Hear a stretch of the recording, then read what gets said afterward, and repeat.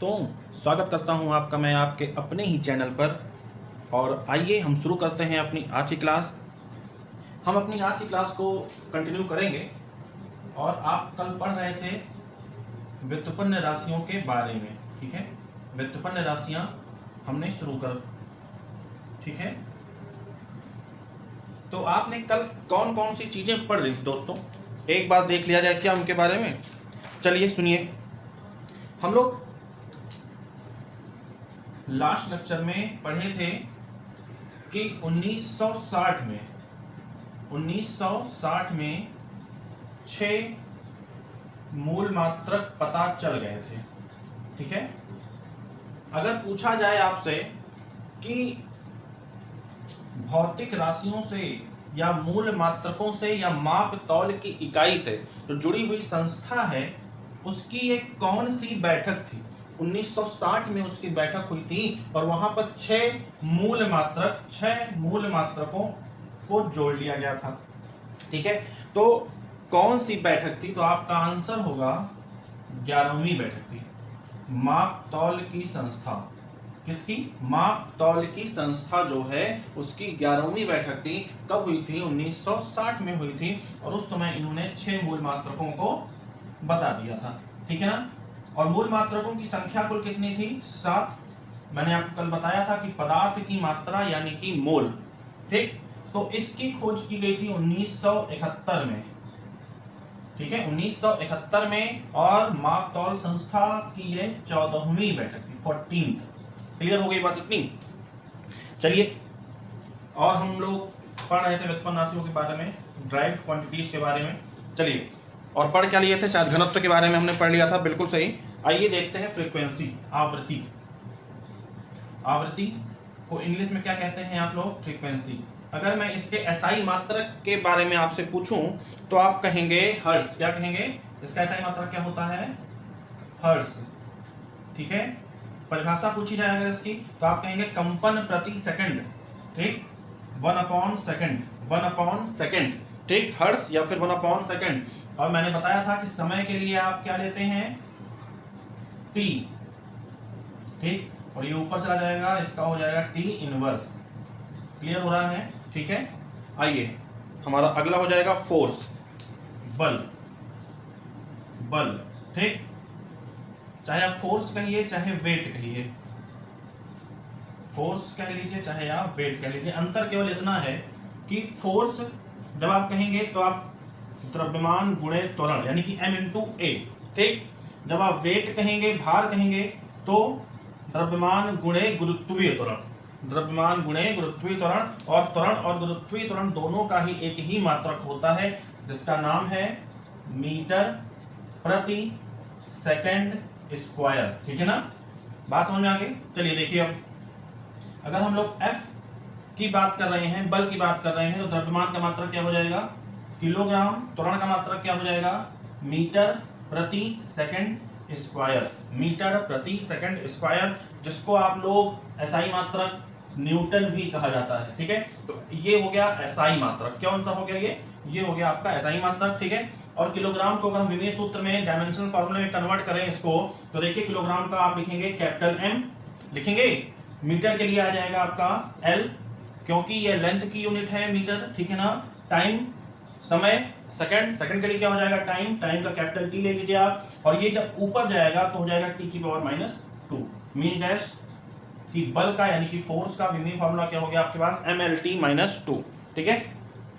यहीं पे देख लीजिए त्वरण का भी। आप त्वरण का मैंने आपको मात्रक बताया था मीटर प्रति सेकंड स्क्वायर। मात्रक क्या बताया था त्वरण का भी? मीटर प्रति सेकंड स्क्वायर। त्वरण को इंग्लिश में एक्सीलरेशन भी कहते हैं, ठीक है ना। इसको हम डिनोट करेंगे ए से, ठीक। मात्रक क्या हो गया है? यूनिट क्या हो गई है? मीटर पर सेकंड स्क्वायर, ओके, ठीक है। मीटर लेंथ की यूनिट है, देन हम लोग मीटर की जगह पर लेंथ लिख देंगे L से डिनोट कर देंगे टाइम की जगह पर, ठीक है। और यहां से A=आपका क्या हो जाएगा? विमीय सूत्र निकालेंगे, डायमेंशनल फार्मूला LT-2, ठीक है ना। नोट करिए खटाखट। चलिए,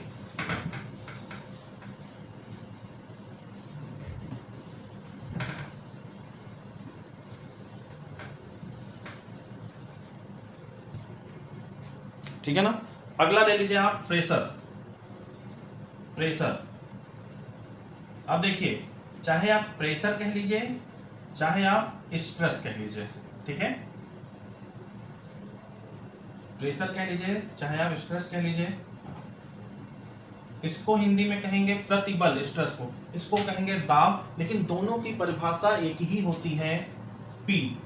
प्रेशर को P से आप दर्शाते हैं और स्ट्रेस को दर्शाते हैं आप टाउ से, ठीक है, लेकिन परिभाषा एक होती है, फोर्स पर unit area which called as pressure और स्ट्रेस, मतलब कि एकांक क्षेत्रफल पर लगाया गया बल क्या कहलाता है, दाब या फिर प्रतिबल, ठीक है। तो यहां से मैंने आपको बता दिया कि बल का मात्रक क्या होता है, न्यूटन, एरिया का मीटर स्क्वायर, मीन्स दैट तो एसआई मात्रक हो गया आपका प्रेशर या स्ट्रेस का, क्या हो गया, न्यूटन प्रति मीटर स्क्वायर। यहां से इसका अगर हम लोग निकालें डायमेंशनल फॉर्मूला, तो फोर्स का अभी हमने फाइंड किया था क्या, mlt-2, और मीटर के लिए लेंथ हो जाएगा लेंथ का स्क्वायर, ठीक, बात समझ में आ गई है।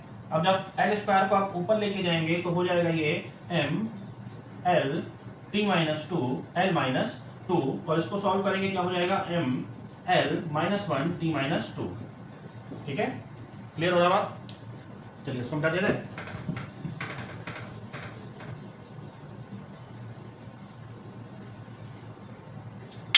अगला लिखिए आप, एनर्जी, ऊर्जा। देखिए 3 राशियों को मैं एक साथ बताऊंगा आपको, एनर्जी, ऊर्जा जिसे कहते हैं आप, एक हो जाएगा आपका वर्क, ठीक है। अब एनर्जी चाहे कोई भी एनर्जी हो, सबका यही होगा, ठीक, वर्क हो गया, और एक हो जाएगा आपका ऊष्मा यानी कि हीट, ठीक, एनर्जी, वर्क और हीट, इन तीनों का एक ही होगा आपका। अगर इन तीनों के एसआई मात्रक की बात की जाए तो देखिए क्या हो जाएगा, एसआई मात्रक की बात कर रहे हैं हम, हो जाएगा आपका जूल, क्या हो जाएगा, जूल। देखिए वर्क को उठा लीजिए, W बराबर force into displacement, force into displacement, मतलब कि यदि किसी वस्तु पर हम बल लगाएं और वह वस्तु अपनी जगह से विस्थापित हो जाए तो हम कहेंगे कार्य हो रहा है, या फिर बल और विस्थापन के गुणनफल को क्या कहेंगे हम, कार्य। बात समझ में आ गई है, ठीक है। तो यहां से अगर हम लोग मात्रक निकालें इसका, तो देखिए बल का मात्रक हो गया न्यूटन, और इसका मात्रक हो गया आपका मीटर, जिसे हम लोग जूल भी कहते हैं, 1 जूल। इतनी बात क्लियर हो गई। तो एनर्जी, वर्क या हीट का मात्रक क्या हो गया, एसआई मात्रक, तो आपका आंसर होगा जूल, ठीक है। आगे देखिए, अब सुनिए भाई, हमें निकालना है इसका विमेय सूत्र, ठीक है। जूल को आप न्यूटन और मीटर में भी लिख सकते हैं, ठीक। देखिए न्यूटन किसका मात्रक है, बल का, और बल का विमेय सूत्र डायमेंशनल फार्मूला अभी हमने निकाला है, क्या होता है, mlt-2 इंटू मीटर के लिए L लिख लेंगे आप, तो इसका क्या लिख लेंगे आप, ml²t-2, मतलब कि ये डायमेंशनल फार्मूला हो गया किसके किसके लिए, एनर्जी, वर्क और हीट के लिए, ठीक है। नोट करिए खटक से।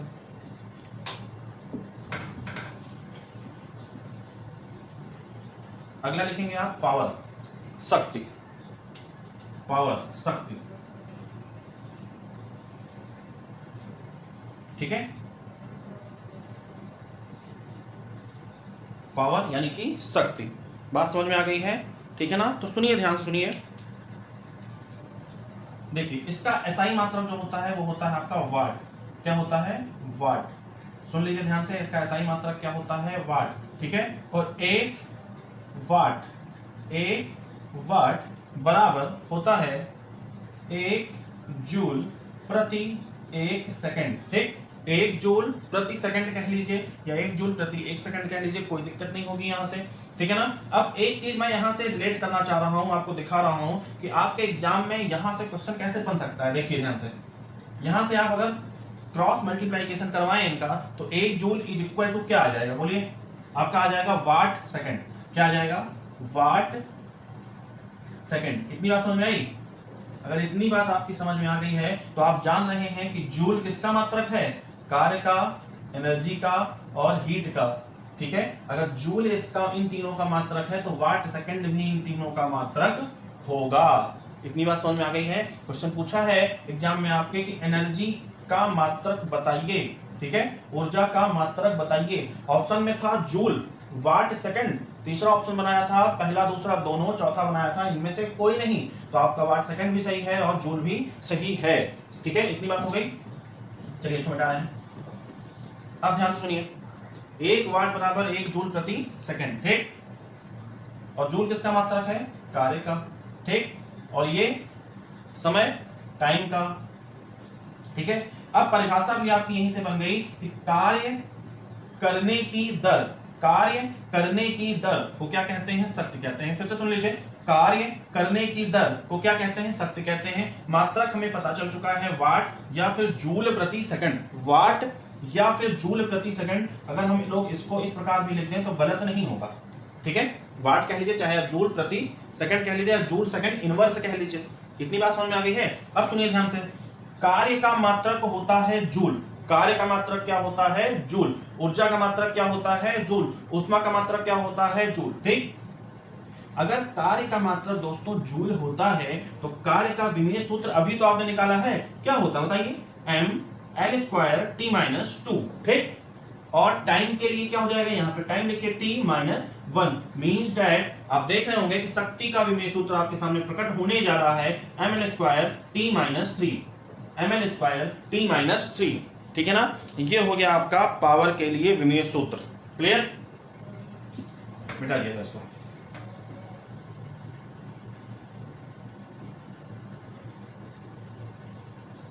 अगली हेडिंग डालिए आप, इलेक्ट्रिक चार्ज। इलेक्ट्रिक चार्ज,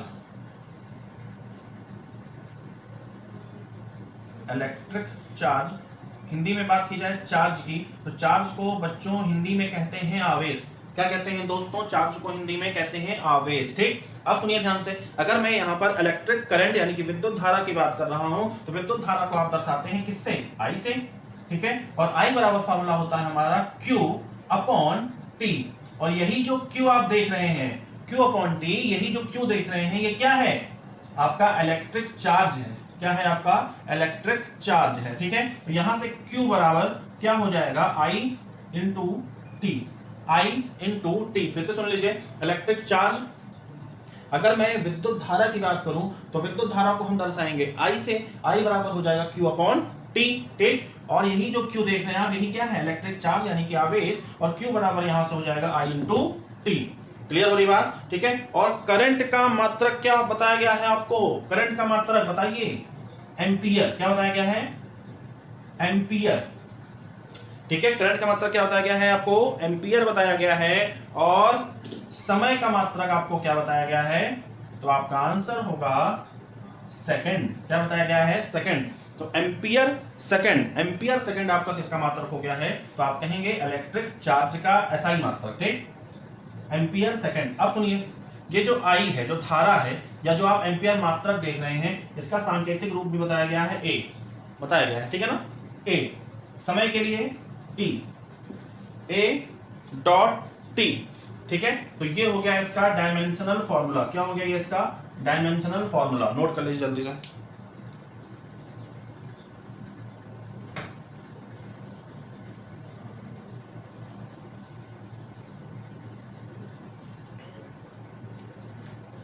चलिए अगली हेडिंग बनाइए, वोल्टेज ऑब्लिक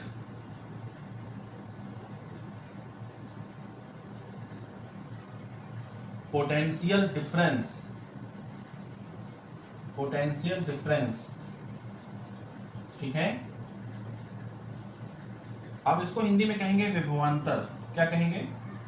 विभवांतर, ठीक है ना। वोल्टेज कह लीजिए, पोटेंशियल डिफरेंस कह लीजिए, या फिर आप कह सकते हैं विभवांतर, ठीक है ना। और सुनिए, विभवांतर के एसआई मात्रक की अगर बात करेंगे, एसआई मात्रक यानी कि एसआई यूनिट इसकी होती है वोल्ट। क्या होती है? वोल्ट। विभवांतर को हम लोग कैपिटल V से डिनोट करेंगे। किससे डिनोट करेंगे? कैपिटल V से डिनोट करेंगे विभवांतर को, वोल्टेज को, या फिर पोटेंशियल डिफरेंस को। और इसका फॉर्मूला आपका हो जाएगा यहाँ पे work done, work done upon charge, work done upon charge, ठीक है। मतलब कि किया गया कार्य, किया गया कार्य बटे आवेश, किया गया कार्य बटे आवेश, ठीक। और वर्क डन यानी कि work, what is the unit of work? मतलब कि कार्य की इकाई, कार्य का मात्रक क्या होगा? आपका आंसर होगा जूल। क्या होगा? जूल, ठीक। और चार्ज, चार्ज का मात्रक अभी हमने तुरंत इसके पहले निकलवाया है एम्पियर सेकंड। क्या होता है? एम्पियर सेकंड, एम्पियर सेकंड, ठीक है ना। इतनी बात समझ में आ गई। अगर मैं जूल की बात करूं, कार्य की बात करूं, तो इसका विमेय सूत्र क्या हो जाएगा, m l square t minus 2, ठीक है। अगर मैं इसके विमेय सूत्र की बात करूं चार्ज के, तो आप क्या लिखेंगे, a इंटू टी। इतनी बात समझ में आ गई, ठीक है। देखिए अब m l स्क्वायर, इस t को ऊपर लेके जाएंगे t माइनस 1 हो जाएगा, ठीक है ना। t माइनस 1 और t माइनस 2 आपस में जुड़ेंगे, क्या बना लेंगे, t माइनस 3, ठीक। इस a को ऊपर लेके जाएंगे आप, तो क्या हो जाएगा, a माइनस 1, आपका हो जाएगा ml square t minus 3 a minus 1। ये हो गया आपका वोल्टेज पोटेंशियल डिफरेंस, या आप कह सकते हैं विभवांतर का डायमेंशनल फॉर्मूला। नोट करिए। अगली हेडिंग डालेंगे आप कैपेसिटेंस, कैपेसिटेंस। इसको मिटा लिया जाए, चलिए भाई। कैपेसिटेंस,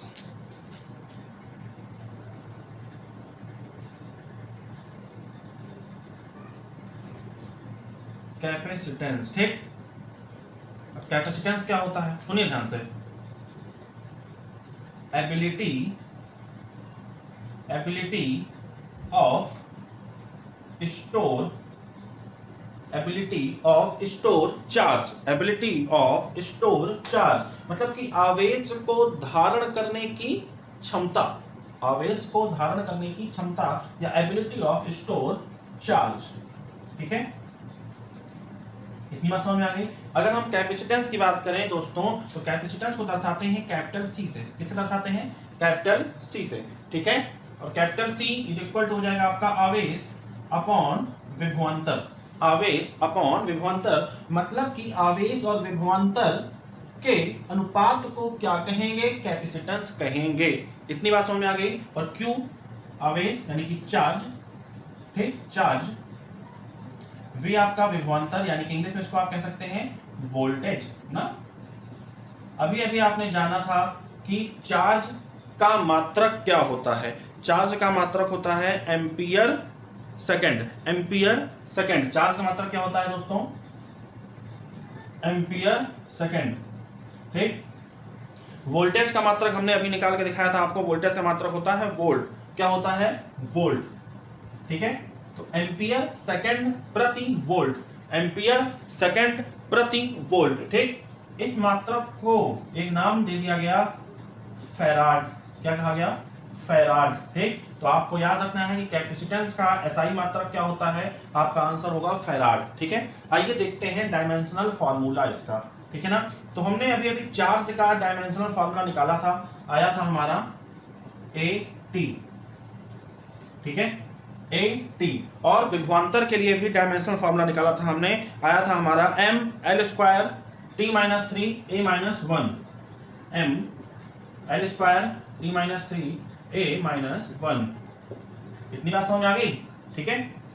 चलिए सॉल्व किया जाए। देखिए यहां से आप पूरे जो ये M L square T minus 3 minus 1 देख रहे हैं, इसको आप ऊपर लेके चले जाइए, हो जाएगा आपका M minus 1 L minus 2 T की पावर 4 हो जाएगा। कैसे हो जाएगा, देखिए t माइनस 3 जब हम ऊपर लेके गए तो ये t की पावर 1 पहले से था और t की पावर 3 और पहुंच गया, और दोनों मिलके आपस में जोड़ के क्या बना लेंगे, t की पावर 4, ठीक। a की पावर माइनस 1 को ऊपर लेके जाइए, a की पावर प्लस 1 हो जाएगा, और प्लस 1 ऑलरेडी बैठा हुआ है, दोनों जुड़ेंगे आपस में, क्या हो जाएंगे, a स्क्वायर a की पावर 2, ठीक।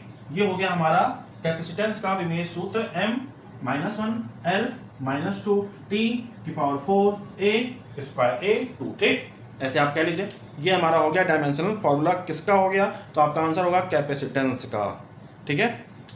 अगला लिखिए रेजिस्टेंस,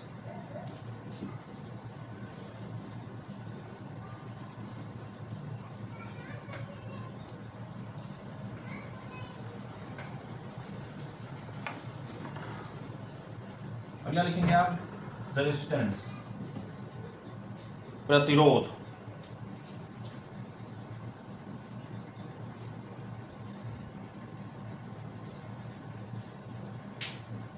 रेजिस्टेंस कह लीजिए, हिंदी में कह सकते हैं आप इसको प्रतिरोध, ठीक है। फॉर्मूला आपको अगर बताया जाए ओम का नियम, Ohm's law, V is equal to I into R, V is equal to I into R. तो जो ये R है यही क्या है, प्रतिरोध। ठीक है, यहां से आप देख सकते हैं R बराबर हो जाएगा V अपॉन आई। R बराबर क्या हो जाएगा, V अपॉन आई, और आपका V है यहाँ पर वोल्ट यानी कि वोल्टेज। ठीक है, और I है आपका यहाँ पर करंट। I क्या है आपका, करंट। ठीक है, तो अगर ये वोल्टेज है तो वोल्टेज के लिए देखिए ध्यान से, फॉर्मूला होता है वोल्ट। क्या होता है, वोल्ट। ठीक, आई धारा, धारा का मात्रक एम्पियर, करंट का मात्रक एम्पियर होता है। ठीक है, तो यहां से आपका मात्रक हो जाएगा वोल्ट पर एम्पियर। ठीक है, जिसे आप लोग कहेंगे एक ओम। क्या कहेंगे, एक ओम। ठीक है ना, तो एसआई मात्रक की बात करें अगर रेजिस्टेंस की, प्रतिरोध की, तो आंसर क्या लगाएंगे आप, ओम। ठीक है, यहीं से आइए देखते हैं इसका हम लोग डायमेंशनल फॉर्मूला। देखिए, अगर हम लोग वोल्ट यानी कि वोल्टेज की बात कर रहे हैं, निकाल चुके हैं पहले, इसका डायमेंशनल फॉर्मूला होता है m l square t minus 3 a minus 1, t minus 3 a minus 1। ठीक है, अगर हम लोग एम्पियर की बात कर रहे हैं तो एम्पियर के लिए आप लिखेंगे यहां पर a। ठीक, देखिए ध्यान से, m l square t minus 3, देखिए a की पावर यहाँ पे ऑलरेडी 1 है, जब ये ऊपर जाएगा तो a की पावर -1 में हो जाएगा, और -1 और -1 जुड़ के क्या हो जाएंगे, a की पावर -2। क्लियर, तो आप जान चुके हैं रेजिस्टेंस का डायमेंशनल फॉर्मूला यानी कि विमेय सूत्र क्या होता है, m l square t minus 3 a minus 2। Okay,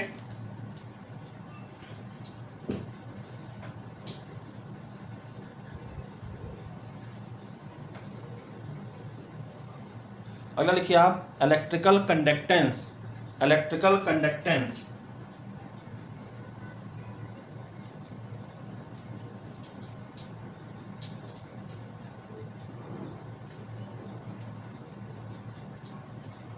electrical conductance. ठीक है, इलेक्ट्रिकल कंडक्टेंस सही है। इलेक्ट्रिकल कंडक्टेंस की बात कर रहे हैं हम, तो सुनिए ध्यान से, चालकता कह सकते हैं इसको, और ये प्रतिरोध का व्युत्क्रमानुपाती होता है, मतलब कि 1 अपॉन आर। इलेक्ट्रिकल कंडक्टेंस को आप लोग S से दर्शाएंगे, चालकता कह सकते हैं इसको, S is equal to 1 upon R. S is equal to 1 upon R, ये हो गया आपका फॉर्मूला। और रेजिस्टेंस का फॉर्मूला अभी हम लोग निकाले थे, क्या निकाले थे, m l square t minus 3 a minus 2, t minus 3 a minus 2। ठीक है, रेजिस्टेंस का विमेय सूत्र निकाला गया था अभी यहाँ पर। ठीक है, अब देखिए ध्यान से, इसका भी हमें यूज करना है, इसका विमेय सूत्र निकालने में। उससे पहले देखिए आप, इसका मात्रक क्या हो जाएगा, ओम। ठीक, अब हम लोग इसका मात्रक निकालें तो हो जाएगा ओम इनवर्स। क्या हो जाएगा, ओम इनवर्स, यानी कि इलेक्ट्रिकल कंडक्टेंस का मात्रक ओम इनवर्स होता है। ठीक है, जिसे आप लोग सीमेंस भी कहते हैं। क्या कहते हैं, सीमेंस भी कह सकते हैं। क्या कह सकते हैं, सीमेंस भी कह सकते हैं। ठीक है, आइए इसका विमेय सूत्र निकालते हैं। देखिए ध्यान से, 1 अपॉन रेजिस्टेंस का विमेय सूत्र m l square t minus 3 a minus 2। ठीक है, ऊपर ले जाइए, हो जाएगा आपका m minus 1 l minus 2 t minus 4 a, sorry ml t plus 3 t 3। ठीक, m minus 1 l minus 2 t 3 और a 2। ठीक, ये हो गया आपका विमेय सूत्र किसका, इलेक्ट्रिकल कंडक्टेंस का। फिर से सुन लीजिए, m minus 1 l minus 2 t की पावर 3 a की पावर 2। ओके, ठीक है, अगला आ जाइए मैग्नेटिक फ्लक्स।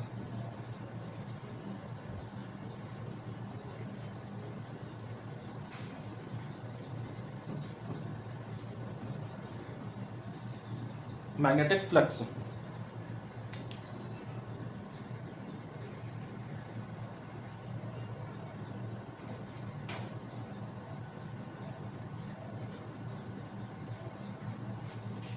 Magnetic flux. ठीक है, मैग्नेटिक फ्लक्स की बात कर ली जाए तो इसकी एसआई यूनिट जो होती है वो होती है वेबर।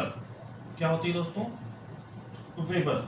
ठीक है, और वेबर को आप लोग नोट कर सकते हैं WB से। किससे नोट कर सकते हैं, WB से। ठीक है ना, और एक वेबर इज इक्वल टू होता है, एक वेबर की बात करें तो एक वेबर इज इक्वल टू होता है 1 वोल्ट इंटू 1 सेकेंड। 1 सेकेंड। ठीक, 1 वेबर की बात की जाए तो होता है 1 वोल्ट इंटू 1 सेकेंड। इतनी बात समझ में आ रही है? ठीक है। और वोल्ट किसका मात्रक है, किसकी यूनिट है? तो आप कहेंगे वोल्टेज की, ठीक है, और वोल्टेज इनटू सेकंड टाइम, ठीक है, मतलब voltage into time is equal to magnetic flux, जिसकी यूनिट है वेबर, और वेबर इज इक्वल टू हो जाएगा 1 वोल्ट इनटू 1 सेकंड। ठीक, चलिए वोल्टेज का विमेय सूत्र अभी हम लोगों ने निकाला था कुछ देर पहले, आया था हमारा m l square t minus 3 a minus 1, m l square t minus 3 a minus 1, ठीक है, m l square t minus 3 a minus 1, ये आया था आपका वोल्टेज का विमेय फॉर्मूला, ठीक है, डायमेंशनल फॉर्मूला। 1 सेकंड ये किसकी यूनिट है, टाइम की यूनिट है, तो टाइम के लिए आप t यहां पर लिख लीजिए, तो ये हो जाएगा आपका m l square t minus 2 a minus 1, ठीक है, फिर से देख लीजिए एक बार, m l square t minus 2 a minus 1, okay.